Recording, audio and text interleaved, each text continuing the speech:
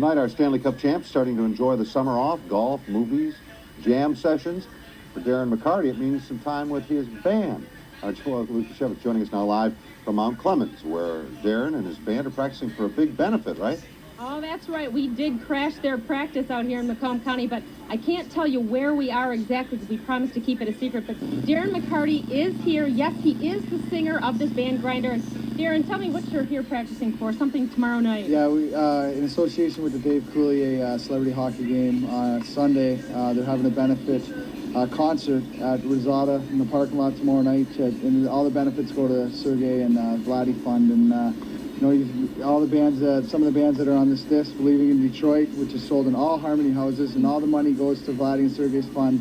We're gonna have some fun tomorrow night. If you got nothing to do, you want to see some brave guys behind me make me sound okay, then let's do it. A bunch of brave guys, a bunch of hot guys. They've been practicing all night here, and you guys are gonna give us a little sneak preview, huh? Yeah, we'll give you a little sneak preview. Okay, take it away, guys.